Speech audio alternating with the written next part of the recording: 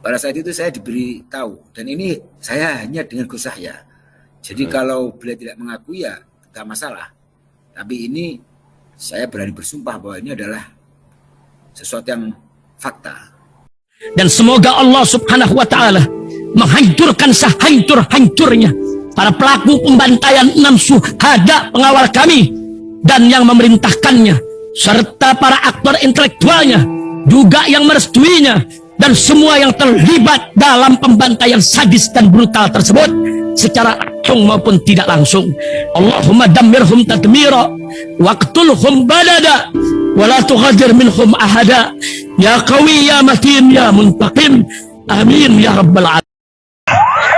Allahu Akbar, Allahu Akbar. Al Godi, sekarang ada warnanya loh, baju koko habaib.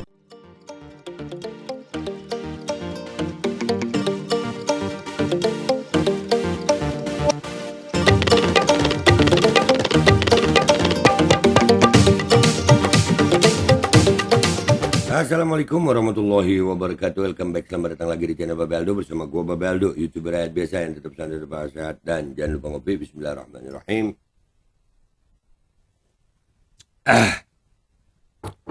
Alhamdulillahirabbil alamin, wassalatu wassalamu ala sayyidil mursalin sayyidina Muhammadin wa ala alihi washabihi ajmain. Rabbi shrah li sadri wa yassir li amri wahlul 'uqdatam min lisani yafqahu qawli bi nabi wa alihi. Salam revolusi akhlak, semangat revolusi akhlak. Semoga akhlak kita jadi lebih baik hari ini dibanding kemarin. Panjang umur perjuangan merdeka, Allahu Akbar.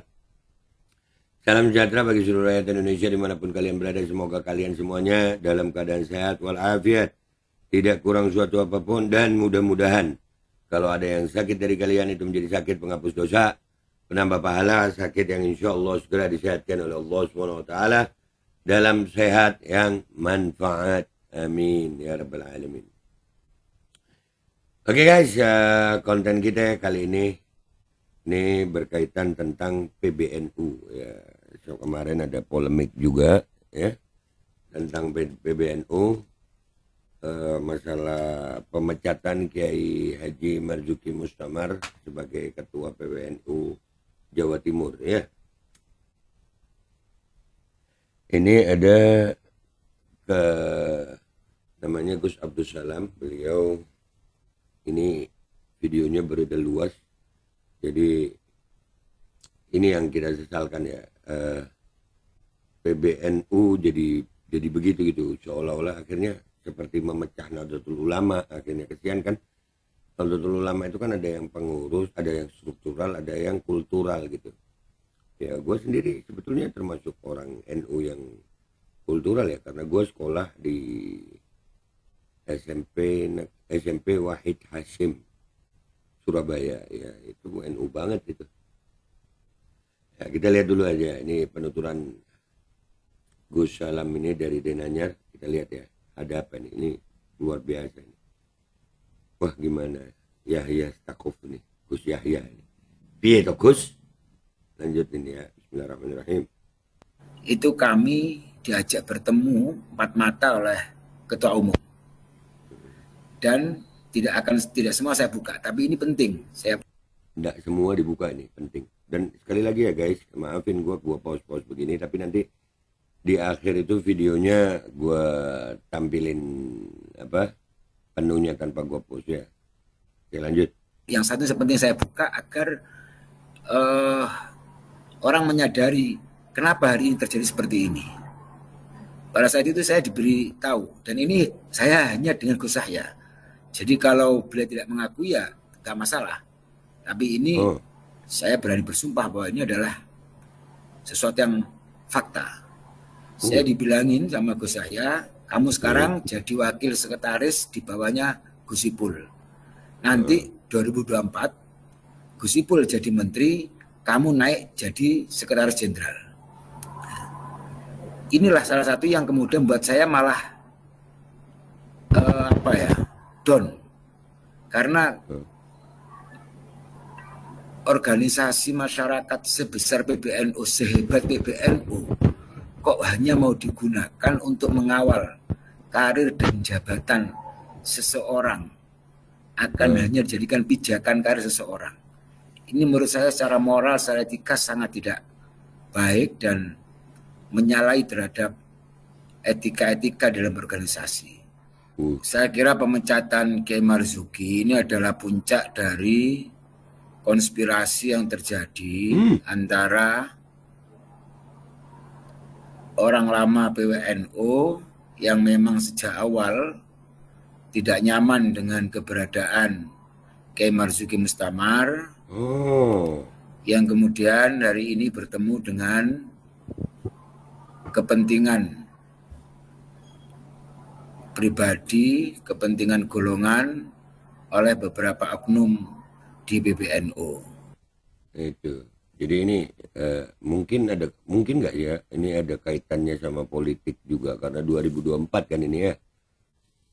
Ya itu sampai ada yang kalimat Gus Ipul jadi menteri, kamu nanti naik, dijanjikan seperti itu, pertemuannya cuma 4 mata, sien. Ya Allah mudah-mudahan bisa beres ini masalah ya. Yang gue ya jangan sampailah organisasi sebesar Nahdlatul Ulama jadi pecah cuman gara-gara konspirasi begini itu. Lanjut ya guys. Dan pemecatan ini atau pemberhentian ini merupakan puncak dari konspirasi itu. Saya perlu menyampaikan sejak awal ya. Jadi tidak lama setelah Kiai Marzuki Mustamar terpilih menjadi ketua PWNU, bahkan kalau tidak salah sebelum dilantik itu sudah ada 1-2 orang, ini orang lama yang mengembuskan isu-isu yang negatif. Waduh, ya persaingannya negatif. Serem juga di dalam PB ya. Mudah-mudahan kiai-kiai kita dijaga sama Allah istiqomah ya. Amin. Lanjut. Itu bahkan sebelum dilantik, karena kebetulan dilantiknya di tempat kami di Pondok Denanyar. Dan setelah itu juga banyak insiden-insiden yang dipolitisasi atau mungkin dalam bahasa sekarang ini Kiai Marzuki itu sering dikriminalisasi oleh oknum tertentu di PWNU. Itu jadi sampai ada istilah dikriminalisasi ya. Itu sudah kami rasakan sejak awal. Tapi semuanya bisa kita bendung karena kekompakan, kebersamaan ada di internal NU, yang di internal PWNU yang digawangi oleh kader-kader dari pondok pesantren. Karena saat itu ada Gus Kausar, ada Gus Reza, ada kami, ada Gus Khalil Rizdogiri, yang semuanya kompak untuk membackup penuh terhadap keberadaan Kiai Marzuki. Sehingga isu-isu negatif maupun upaya-upaya untuk mendelegitimasi kepemimpinan Kiai Marzuki tidak bisa terjadi. Ini berlangsung sampai pada setelah Muktamar NU 2021. Mungkin ini perlu saya ceritakan, walaupun urusannya pribadi saya ya. Jadi mohon maaf, ketika saya ditunjuk menjadi Wakil Sekretaris Jenderal PBNU, di bawahnya Gus Ipul Pas, itu kami diajak bertemu 4 mata oleh Ketua Umum. Dan tidak semua saya buka, tapi ini penting. Yang satu penting saya buka agar orang menyadari kenapa hari ini terjadi seperti ini. Iya, Wasekjen diajak ketemu 4 mata sama Ketua Umum Yahya Stakuf ya. Pada saat itu saya diberi tahu, dan ini saya hanya dengan Gus Yahya. Jadi kalau beliau tidak mengakui ya tidak masalah. Tapi ini saya berani bersumpah bahwa ini adalah sesuatu yang fakta. Saya dibilangin sama Gus Yahya, kamu sekarang jadi wakil sekretaris di bawahnya Gus Ipul. Nanti 2024 Gus Ipul jadi menteri, kamu naik jadi sekretaris jenderal. Itu loh, kalimat naik jadi menteri emang 2024 ini kan berarti ada urusannya sama politis. Karena memang untuk jabatan menteri ini kan jabatan politis. Ya, berarti memang ada urusannya sama dukung-mendukung di 2024 ini kali ya? Menurut kalian gimana guys? Lanjut. Inilah salah satu yang kemudian buat saya malah down. Karena organisasi masyarakat sebesar PBNU, sehebat PBNU, kok hanya mau digunakan untuk mengawal karir dan jabatan seseorang, akan hanya dijadikan pijakan karir seseorang. Ini menurut saya secara moral, secara etika sangat tidak baik dan menyalahi terhadap etika-etika dalam organisasi. Sepakat gue, sepakat. Iyalah organisasi sebesar NU kok cuman jadi pijakan begitu. Ya janganlah. Ini organisasi besar loh, Nahdlatul Ulama ini nggak main-main. Maka itulah salah satu poin kenapa saya kemudian setelah berdiskusi dengan beberapa kiai, beberapa gus, akhirnya saya mengundurkan diri dari jajaran Wakil Sekretaris Jenderal PBNU. Maka saya nggak kaget kalau hari ini yang begitu getol dan ini menjadi eksekutor dari pemberhentian Kiai Marzuki Mustamar adalah oknum di PBNU. Ya karena memang desain dari awal seperti itu. Itu guys, cuplikan videonya ya. Jadi memang udah didesain untuk ada kepentingan politik di sini. Ya karena memang jabatan menteri, masa ya jabatan menteri, bukan mantri loh ya, menteri itu jabatan politis. Ya menurut kalian gimana? Tapi mudah-mudahan lah ya, kita doakan mudah-mudahan Nahdlatul Ulama bisa kembali ke khitohnya ya, bisa kembali menjadi organisasi kemasyarakatan yang memang benar-benar pejuang ahlu sunnah wal jamaah. Jadi nggak berpecah belah lagi. Ya mudah-mudahan kepentingan politiknya nggak memecah belah gitu ya. Jangan sampai terpecah belah lah. Ya memang waduh kesian sih gue, mudah-mudahan ya. Dan mudah-mudahan Gus Salam juga semuanya, insya Allah ulama-ulama kita Allah jaga, Allah kasih umur panjang, sehat, afiat, bisa lagi mempersatukan umat insya Allah. Ya mudah-mudahan bisa mempersatukan umat. Itu aja dari gue guys. Gue minta maaf kalau ada salah, sampai jumpa di konten gue berikutnya. Wabillahi taufiq wal hidayah, wassalamualaikum warahmatullahi wabarakatuh. Oke guys, ini cuplikan video fullnya ya. Terus tadi suara kerasa-kerasa gitu dari video aslinya ya, yang gue bukan dari gue itu. Ini nih video fullnya nih. Itu kami diajak bertemu empat mata oleh ketua umum, dan tidak semua saya buka, tapi ini penting. Yang satu penting saya buka agar orang menyadari kenapa hari ini terjadi seperti ini. Pada saat itu saya diberi tahu, dan ini saya hanya dengan Gus Yahya. Jadi kalau beliau tidak mengakui ya nggak masalah. Tapi ini saya berani bersumpah bahwa ini adalah sesuatu yang fakta. Saya dibilangin sama Gus Yahya, kamu sekarang jadi wakil sekretaris di bawahnya Gus Ipul. Nanti 2024 Gus Ipul jadi menteri, kamu naik jadi sekretaris jenderal. Inilah salah satu yang kemudian buat saya malah down. Karena organisasi masyarakat sebesar PBNU, sehebat PBNU, kok hanya mau digunakan untuk mengawal karir dan jabatan seseorang, akan hanya dijadikan pijakan karir seseorang. Ini menurut saya secara moral, secara etika sangat tidak baik dan menyalahi terhadap etika-etika dalam organisasi. Saya kira pemecatan Kiai Marzuki ini adalah puncak dari konspirasi yang terjadi antara orang lama PWNU yang memang sejak awal tidak nyaman dengan keberadaan Kiai Marzuki Mustamar, yang kemudian hari ini bertemu dengan kepentingan pribadi, kepentingan golongan oleh beberapa oknum di PBNU.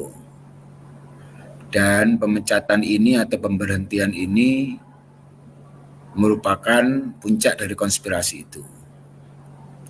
Saya perlu menyampaikan sejak awal ya. Jadi tidak lama setelah Kiai Marzuki Mustamar terpilih menjadi ketua PWNU, bahkan kalau tidak salah sebelum dilantik itu sudah ada 1-2 orang, ini orang lama, yang mengembuskan isu-isu yang negatif.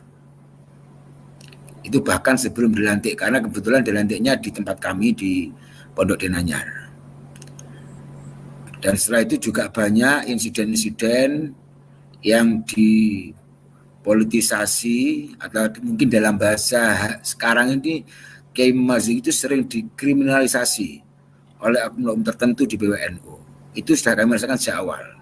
Tapi semuanya bisa kita bendung karena kekompakan, kebersamaan ada di internal NU, yang di internal PWNU yang digawangi oleh kader-kader dari pondok pesantren.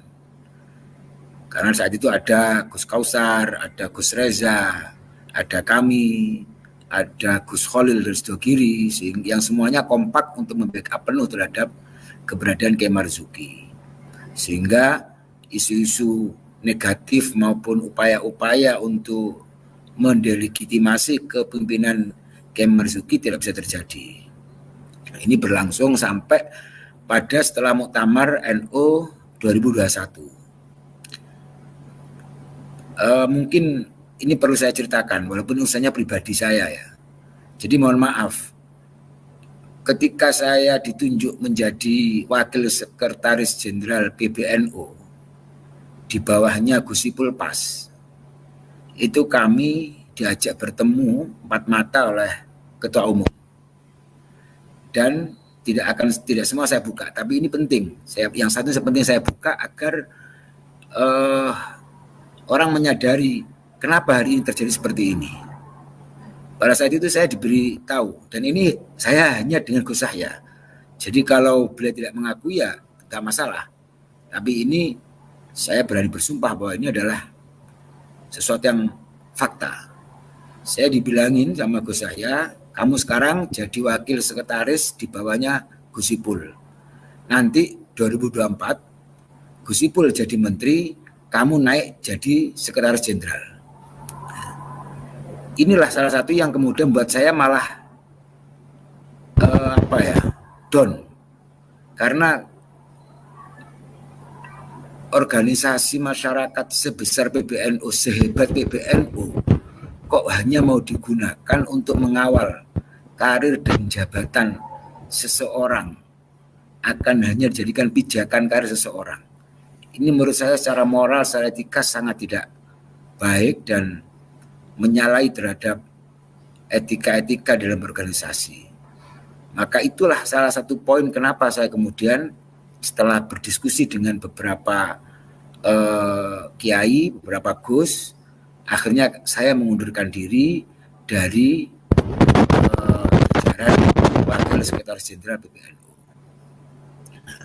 Maka saya nggak kaget kalau hari ini yang begitu getol dan yang menjadi eksekutor dari pemberhentian Kiai Marzuki Mustamar adalah oknum di PBNU. Ya karena memang desain dari awal seperti itu. Bismillahirrahmanirrahim guys, sekarang ada babe rolen, babe roti molen. Roti ini dibuat yang pasti rasanya enak ya, ada 3 rasa. Nih, ada pisang keju, ada tape keju, ada pisang coklat. Ini dibuat tanpa bahan pengawet dan melayani pesanan-pesanan kalian yang seputaran Jabodetabek, bisa buat nemenin ngopi, buat acara-acara boleh. Dan ini karena gue paling suka pisang keju, nih gue dulu yang nyoba nih. Nih dia tuh kayak crunchy gitu depannya tuh. No.